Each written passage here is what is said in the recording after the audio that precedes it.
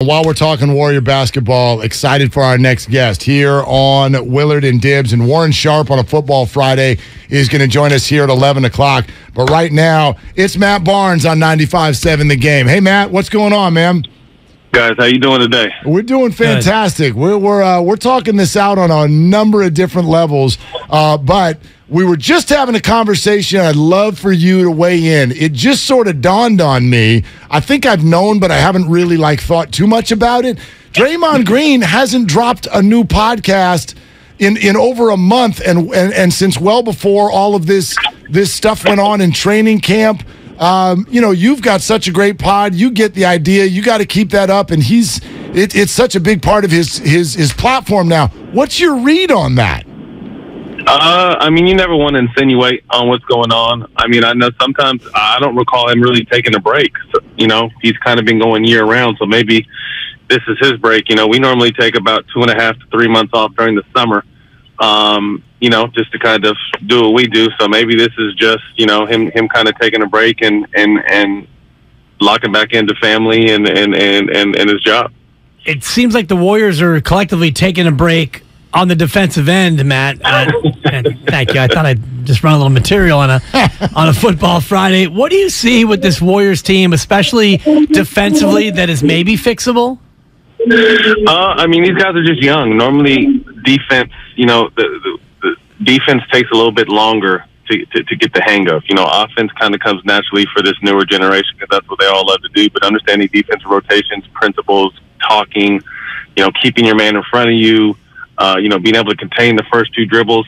For a younger team, that takes a lot of, it takes a lot longer. So I think overall it's not even so much the defense. I just think right now Steve Kerr is at a place understanding that, although Steph is playing on an absolute another planet right now, I can't ride these guys like I've ridden them in the past. This team is, 4 championships in 8 years. So he's really trying to figure out what this younger, what's this young crew about? What am I going to get from Wiseman? He's back down in the G League right now. How is Poole going to play with this new big money? What am I going to get? Am I going to get consistency from Kuminga and Moody? So I just really think he's trying to figure out, what he has with his younger guys, knowing that, the bench is going to be important for this long run. So I'm not necessarily too worried about what's going on right now. Yeah, it's ugly, and yeah, there's historical lows. But another thing is that this is, again, the 9th season. This core has been together and trying to make another championship run. And frankly, the season gets boring at times. You know what I mean? They've been up to the top of the mountain so many times and come home as the victor.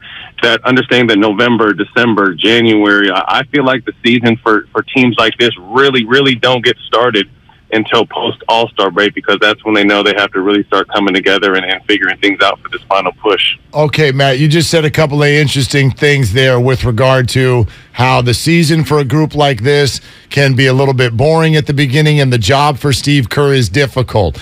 We can hear mic'd up, and even when he joined the station yesterday, him talking almost like he's an amateur psychologist right now rather than a basketball coach, imploring his guys to dig deeper and try to find that. And it feels like maybe even he feels like his voice is not resonating the way it has in the past. Can you speak to that? What is the shelf life of a coach?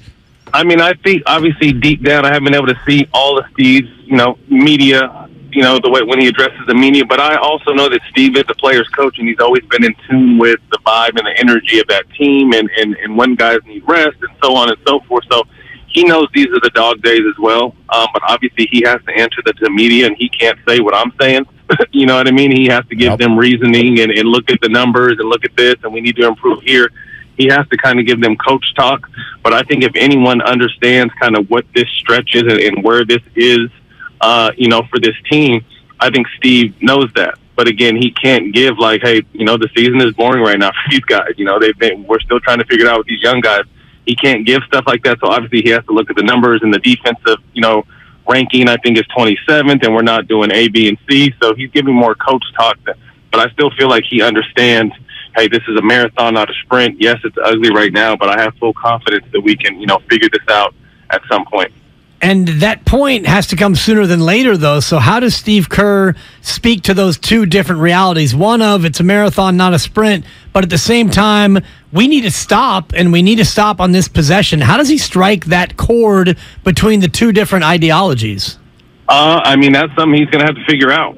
You know what I mean? That's, what makes him great, and, the ability he's been able to have, the success he's had as a player, as a coach, that's what makes him special. These guys are going to have to lock in and start getting wins at the end of the day. So obviously, I gave the marathon view, but in the short term, you still do want to be playing the right kind of basketball, and you want to continue to develop your young players because you know how important they will be during this stretch run. So again, that's why he gets paid the big bucks, and I have a lot of confidence in Steve Kerr to be able to get these guys on the right track when it matters the most. Matt Barnes with us here on Willard and Dibs, 95.7 The Game. Okay, Matt, let's talk about Klay Thompson. When you're struggling, how do you go about getting out of that, but do it within the framework of the team? It's tough because I really feel like Klay is pressing. We got a chance to sit down and have him on the pod and go to his house and really kind of just see him open up and speak and be vulnerable and tell his truth. And not too many people are able to get that side of him. And one thing that I really noticed is that, he went through hell and back to just get back on this court. And, normally, I remember when they first came in the league, they say, however long you were out, that's how long it normally takes you to get back and get acclimated. Now, sometimes that's true, sometimes it's not. But I feel like he's pressing from a standpoint of, his greatness speaks for itself. What he's been able to accomplish on the basketball court, it's been amazing. And to have these two, keep in mind, these two injuries have ended careers in the past, and he had two of them. You know what I mean? He had the knee and the Achilles. So I just think, when he hears outside noise and not really respecting the journey he's been on to get back, because we live in such a 24-hour news cycle where he's won before and we need Klay to be Klay. To me, it's just going to take him time. You know what I mean? And I saw him at the game before they played the Kings, and I just went up to him and, said what's up to him and told him, like, yeah, you're one of the greatest shooters to ever do this. And he's just like, I know. I was just like, but nothing. It's going to come back. Just believe in yourself, bro. So I just think he's kind of caught up in it. He's trying to prove to the world he's still the Klay Thompson we all know and love prior to injury.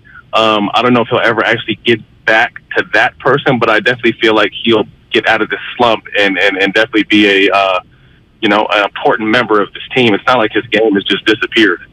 Yeah, it just feels like his confidence is shaken, and from his confidence to the confidence of Jordan Poole, who seems to be a different player starting than he is when he comes off the bench. You're a player, Matt, who started a bunch, came off the bench a bunch. What's the different mindset like when you kind of go back and forth in that yo-yo setting that Jordan Poole's in right now? Yeah, it's tough because he has emerged as, the next wave of, Warriors to kind of carry the throne, with all due respect to their core group of four. So it's been up and down. Obviously the start of the season, didn't start off the way they wanted to in training camp with the fight. So I'm sure he's probably just hearing a lot right now too. And this is what makes what they've done in the past so amazing, because it is so hard to get everyone locked in, everyone healthy. It takes so much luck to win championships, and they're just, they're experiencing it. There's a lot of outside noise right now. They're not playing good. Guys on the team, or younger guys on the team, probably have people in their ears saying like, hey man, you should be starting, you should be doing this, you should be doing that. Some of the younger players might be feeling that. But again, this comes, if any team can handle it, this is veteran-led Warriors team can handle it, because again, Steve Kerr has done it as a player, as a coach. This core group of guys have won 4 championships in the last 8 years. It may not be as pretty as it's been in the past, but I still feel like the road in the Western Conference will run through Golden State when it's all said and done. Matt, that's fascinating what you said about going to Klay's house. I mean, I moments ago said that Steve Kerr sounds like an amateur psychologist. It sounded like you started playing that role for Klay while you were there. Well, I mean, just, I had some time with Klay while I was there, too, when I played, because I was hurt and coming back in the playoffs and not really playing, so I kind of had to be like that veteran guy where I would check the temperature of the room sometimes. And I remember Klay, during that finals, he was doing, a great job on Kyrie, but he just wasn't hitting his shots. And I remember we talked a couple times after games, on the phone, at practice, like, bro, everything you're doing is so integral to this team. This team doesn't win without the effort you're putting out on defense. Again, your shot will come, So I just feel like, Klay is someone who's, has always kind of been to himself when it comes to really expressing himself. And I feel like, we have a relationship through playing and now him trusting me enough to, kind of give me a welcome to my house type interview where he had his feet out and everything. So I just kind of feel like, as an older player who got, competed against them for so many years and got the honor of playing with them for a little bit of time that, every once in a while he needs kind of older guys that are kind of in the mix, but not necessarily in his mix to kind of reassure him about, how great he is. And I respect your journey, bro. And I know it's going to take time. And I fully believe that when you are fully back to just health mentally and physically, that you're going to be back out there, doing what you've been doing your whole career. Yeah, I appreciate you building up Klay as much as you can. And when you take time away from helping out Klay, do you sidle over to Steph and just take a moment and admire exactly what he's doing? I mean, I saw Steph too the other night while he was warming up, and we got a chance to chat. And I commended him on how just absolutely amazing he's been. And his words, he's like, "Man, we're just trying to figure it out with these young guys." You know what I mean? So I was already thinking that, and obviously that's what I told you guys earlier. But when Steph said it, I was just like, okay, I definitely am on the right page. Like I see, and I think everyone knows. I mean, obviously Steph's playing on another planet right now, but this team is older.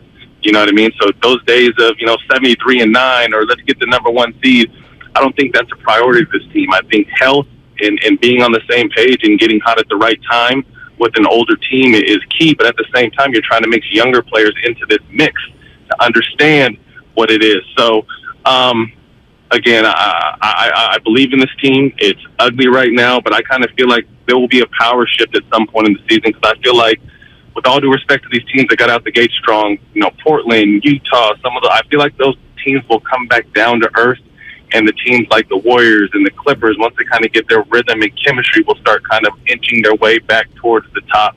And all of this kind of, come into this season, we thought the Warriors and the Clippers were the two best teams in the Western Conference, and they're at the bottom of the Western right now. So I think the powers will eventually balance out for both those teams, and we won't even remember these ugly November and December months.